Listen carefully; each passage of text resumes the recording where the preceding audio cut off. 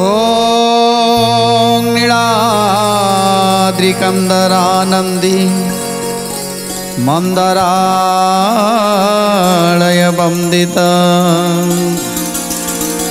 वंदे वंदारु वंदार इंदिरा मंदिरम अनाथस्य जगन्नाथ नाथस्तमेस्तु संशय जस्य नाथ जगन्नाथ तस्य दुःखं कथ प्रभो तस्य दुःखं कथ प्रभो। प्रियंबद गणेशकर ऊपर चिंता करने को जाइए जगतर नाथ जगन्नाथ को आ से रूप दर्शन कले। तेणु एठी कवि कहते जे प्रभु लीलामय ए कलिजुगर लीला करुछंती जे जो रूप दर्शन करने चाहिए ताकू से रूप दर्शन देइछंती। तेणु कौन कहते कवि दारू दे धरी छंती तेने नारायण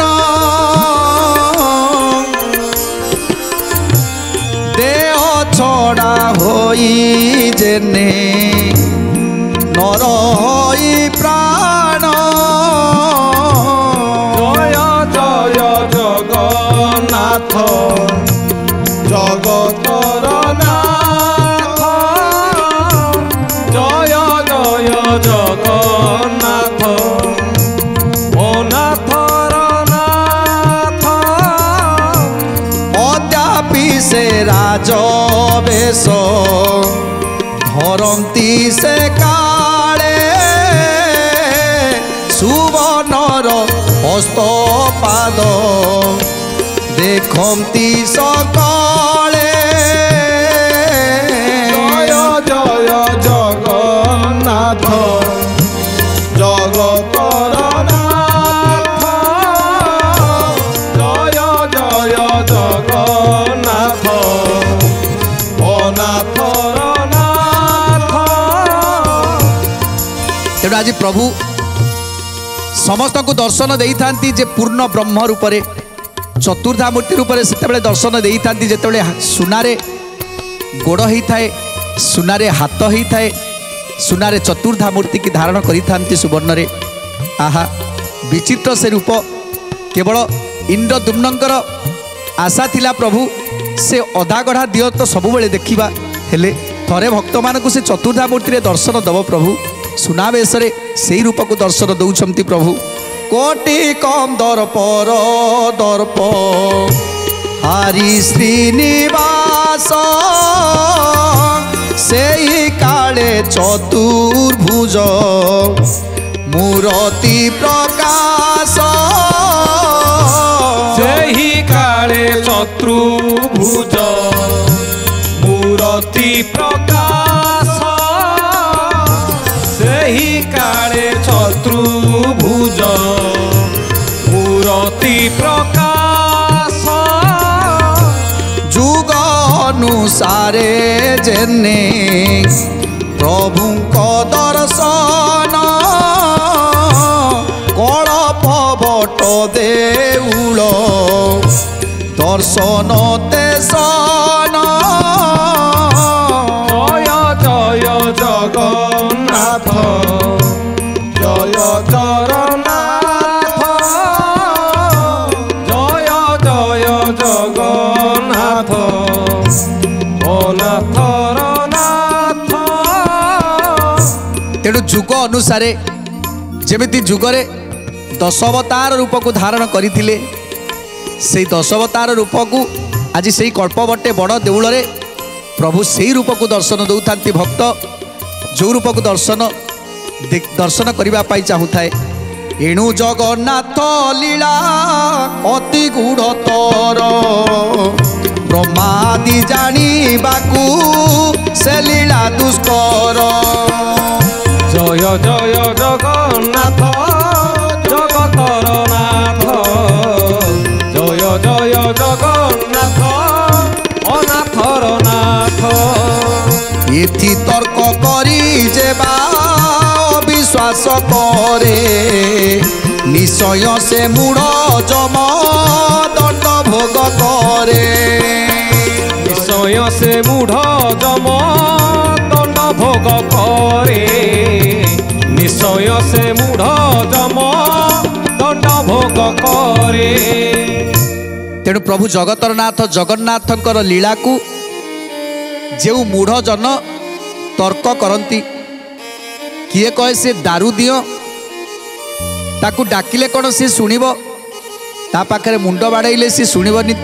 ତେଣୁ ତେଣୁ ଯେଉଁମାନେ ଜଗନ୍ନାଥକୁ ନେଇ ତର୍କ କରନ୍ତି, ଅବିଶ୍ୱାସ କରନ୍ତି, ସେମାନେ ଜନ୍ମ ଜନ୍ମ କେବଳ ନର୍କର କୀଟ ହେଇଥାନ୍ତି, ନର୍କରେ କୀଟ ସ୍ୱରୂପରେ ସେମାନେ ରହିଥାନ୍ତି।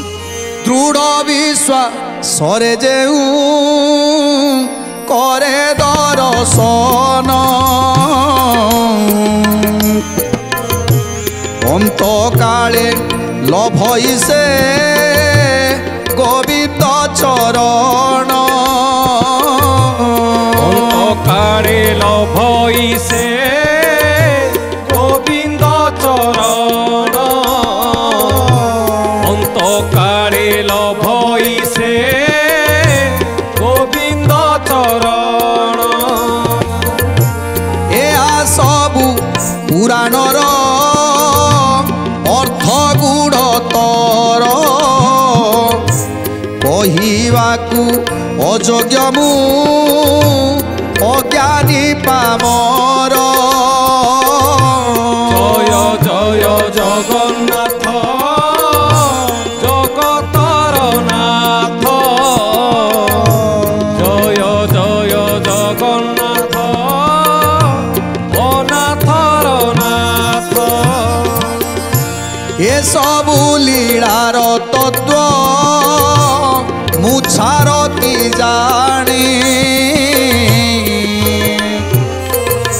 শাস্ত্র গুরু আজ্ঞা মতে প্রাকৃতে ব্রখাণী জয় জয় জগন্নাথ জগতর নাথ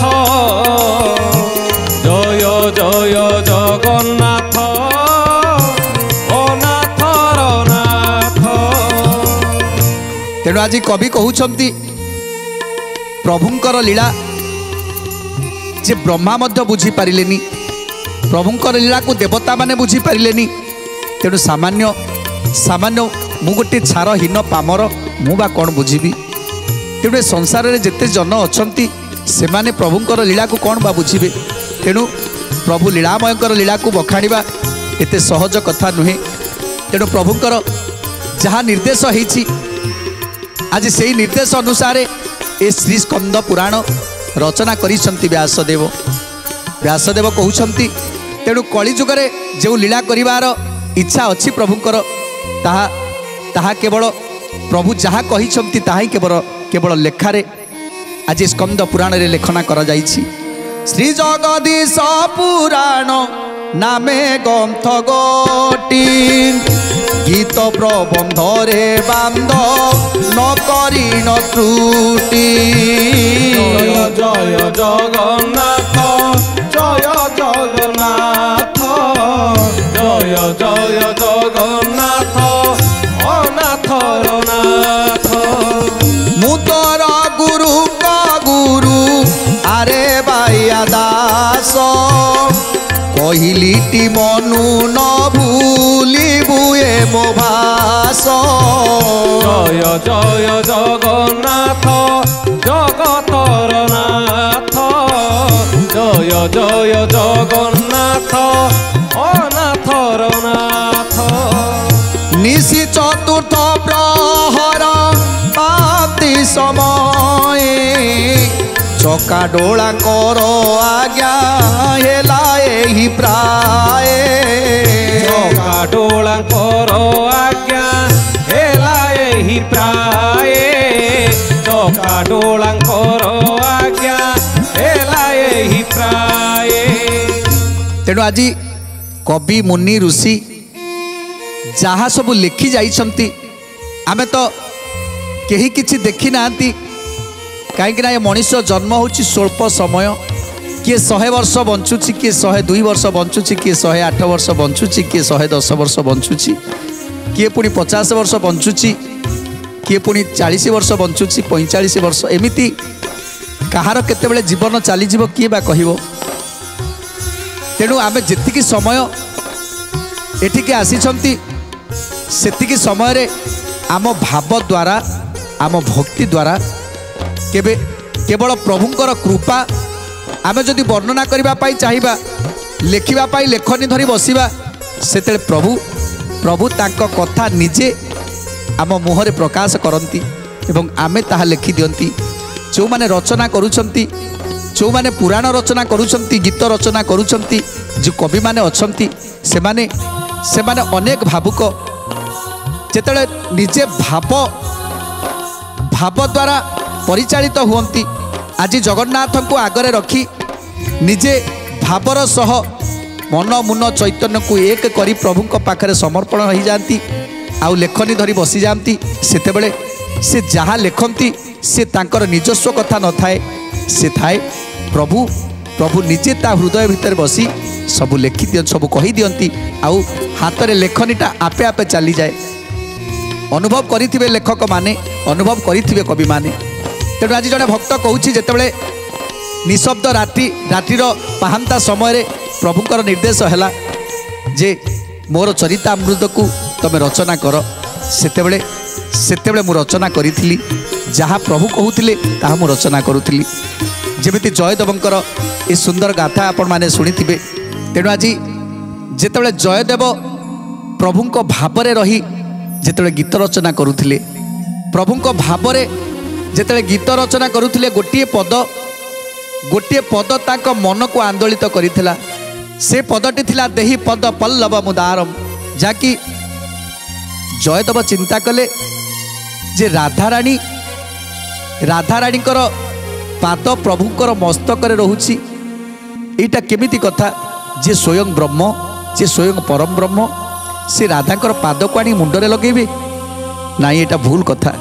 तेणु संगे संगे ताकू काटी दे चली जाउछंती गाधेवा पाई जेतेले स्नान करिवा पाई जाउछंती सेतेले प्रभु निजे जयदेवंक रूप को धारण करी आसी पहुँची जाइछंती। पत्नी ताकर देखिले जे जयदेव जाइथिले स्नान करिवा पाई एते शीघ्र कोन चली आसिले पचारुछंती स्वामी तबे तो गाधेवा को जाइथिलो आ एते शीघ्र केमिति चली आसिलो। तेणु जयदेव कहउछंती नाई नाई मोर गोटे पद मने पड़ीगला तो से लिखा चली आसिली तबे गोटे काम कर मो पोथीटा को आण मो पोथीटा को आण मु लेखे।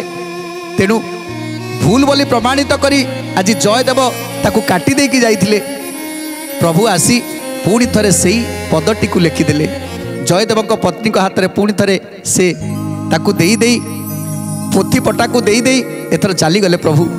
जेतेले जयदेव स्नान करके आसी पहुँची गले सेतेबेले पत्नी ताकर कहउछंती तमे परा एबे आसीथिलो पुणी संगे संगे केमिति गाधेकी एते शीघ्र तमे चली आसिलो केमिति। तेणु आश्चर्य हो गले जयदेव कहले तमे कौन कहूच मु तो केते बेलु गलिनी मु केते बेलु स्नान करने को जाइथिली आउ आउ एबे ही आसी पहुँचुची। कहले नाई नाई तमे प्राय संगे संगे गल आउ मते मागिल से पोथी पट्टाटा दियो मु तुमको से पोथी पट्टाटा देली जे तमे कहले मोर गोटे पद मन पड़ीगला मुझे लिखा चली आसिली।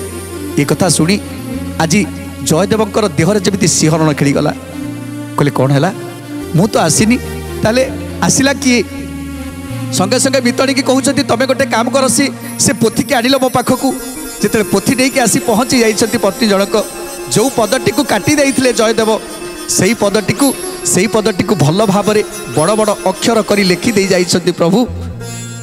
जिते जानीदे आखिरु ताकर धार धार लुह बहीगला पत्नी की कहते धन्य धन्य तुम्हें जानिछ से आउ कई नुहंती से होचंती मो प्रभु आराध्य जगतर नाथ जगन्नाथ।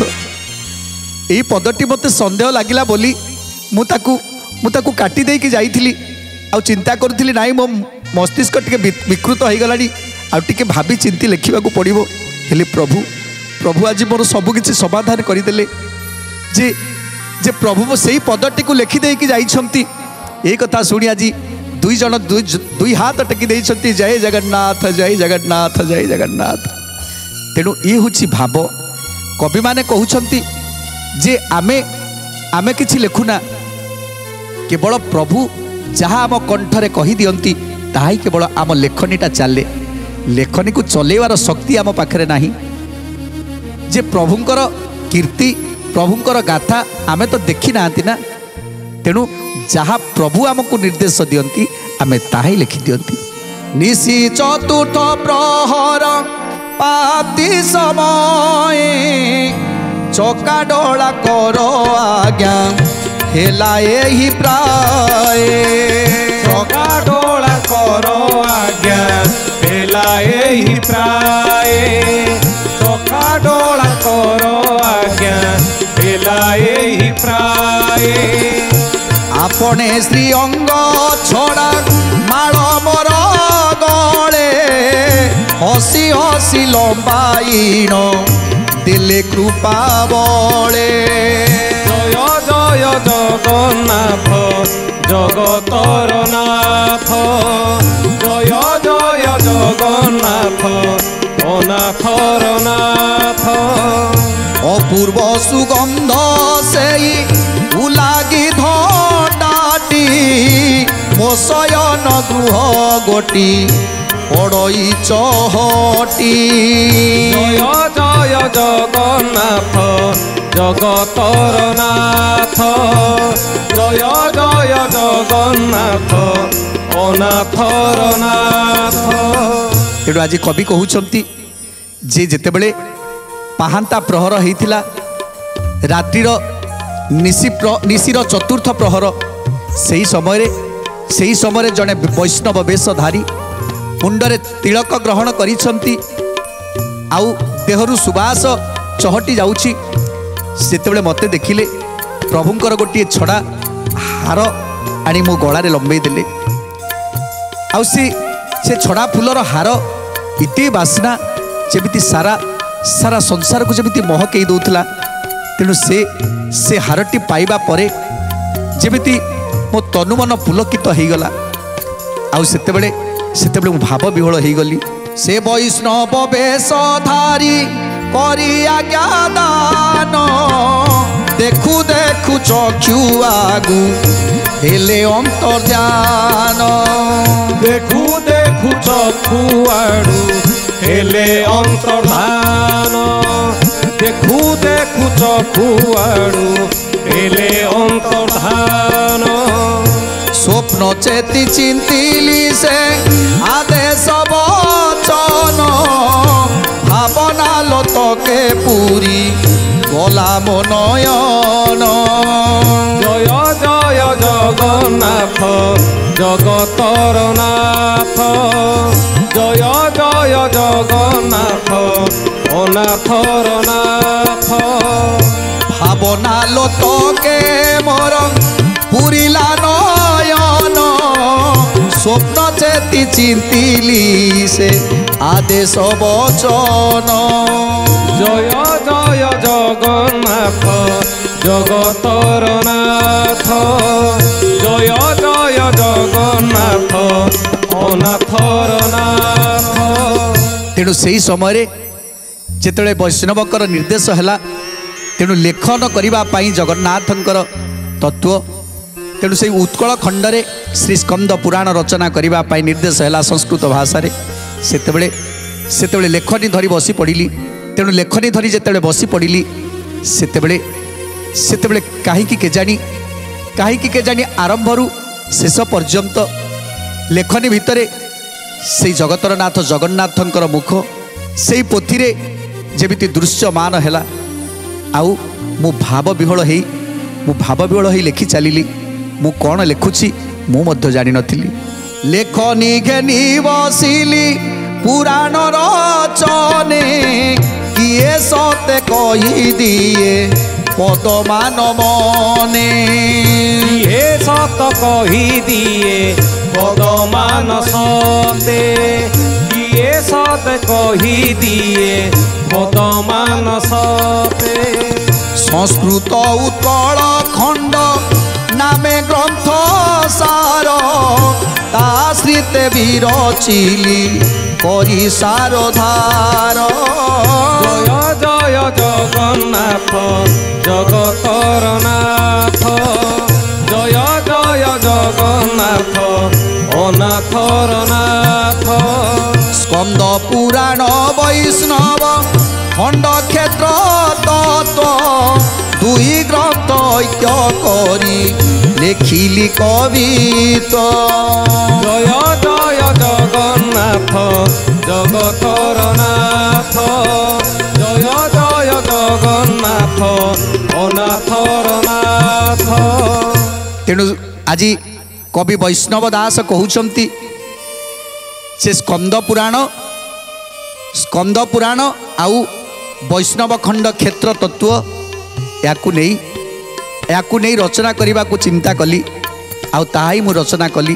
ତେଣୁ ହେ ଭକ୍ତଜନ ମାନେ ଯଦି କିଛି ତ୍ରୁଟି ପରିଲକ୍ଷିତ ହୁଏ ତାହେଲେ ଆପଣମାନେ ମୋ ଦୋଷକୁ ମାର୍ଜନା କରିବେ।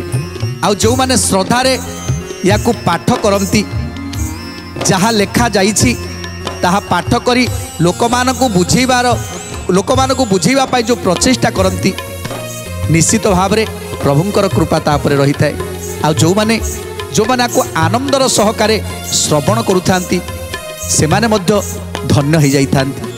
ଇନ୍ଦ୍ରଦ୍ୟୁମ୍ନ ଅବାକ ହେଇ ଛିଡ଼ା ହେଇଛନ୍ତି, ନାରଦ ମୁନିକୁ ସ୍ମରଣ କରିଛନ୍ତି। ନାରଦ ମୁନି ଆସି ତାଙ୍କ ପାଖରେ ଛିଡ଼ା ହେଇଛନ୍ତି। ଏଥର ନାରଦ ମୁନିକୁ ସମସ୍ତ କଥା ବର୍ଣ୍ଣନା କରି କହୁଛନ୍ତି ପ୍ରଭୁ ତାଙ୍କର ନୀତିକାନ୍ତି ବିଷୟରେ ଯାହା ଯାହା କହିଛନ୍ତି, କିଏ ତାଙ୍କର ସେବା କରିବ, କିଏ ତାଙ୍କର ପୂଜା କରିବ, କିଏ କେଉଁ କାର୍ଯ୍ୟ କରିବ। ଆଉ ପ୍ରଭୁଙ୍କର ବର୍ଷକ 12 ମାସରେ 13 ଜାତ ହେବ, 13 ପର୍ବ ହେବ। ସେଥିରେ ପ୍ରଭୁଙ୍କର କି ବେଶ ସବୁ ହେବ ସବୁକିଛି ବର୍ଣ୍ଣନା କରି ଆଜି କହିଛନ୍ତି ସ୍ୱପ୍ନ ମାଧ୍ୟମରେ ଇନ୍ଦ୍ରଦ୍ୟୁମ୍ନକୁ। ସେ କଥା ଆଜି ନାରଦକୁ କହୁଛନ୍ତି। ନାରଦ କହୁଛନ୍ତି ଧନ୍ୟ ଧନ୍ୟ ତୁମେ ଇନ୍ଦ୍ରଦ୍ୟୁମ୍ନ, ଆଜି ତମେ ହେଉଛ ଶ୍ରେଷ୍ଠ ଭକ୍ତ ଏ କଳିଯୁଗରେ ଜଣେ ଶ୍ରେଷ୍ଠ ଭକ୍ତ। ତେଣୁ ଆଉ କ'ଣ କହୁଛନ୍ତି ନାରଦ ମହାମୁନି ଇନ୍ଦ୍ରଦ୍ୟୁମ୍ନକୁ କହୁଛନ୍ତି ହେ ଇନ୍ଦ୍ରଦ୍ୟୁମ୍ନ ଧନ୍ୟ ତୁମର ଭକ୍ତି। ପ୍ରଭୁଙ୍କ ପ୍ରତି ଯେଉଁ ଭାବ ଯେଉଁ ଭକ୍ତି ରଖିଥିଲ ଆଜି ସେ ଫଳ ତୁମେ ପାଇଯାଇଛ। କଳିଯୁଗରେ ଏମିତି କେହି ଜଣେ ନାହିଁ ଯେ ପ୍ରଭୁଙ୍କୁ ସ୍ୱଦେହରେ ଦର୍ଶନ କରିଛି। ତେଣୁ ଆଜି କଳିଯୁଗରେ ଏ କୋଟି କୋଟି ଜୀବଜଗତକୁ ଉଦ୍ଧାର କରିବା ପାଇଁ ତୁମେ ଆଜି ପ୍ରଭୁ ଶ୍ରୀ ଜଗନ୍ନାଥଙ୍କୁ ସ୍ଥାପନ କରିପାରିଛ। ତେଣୁ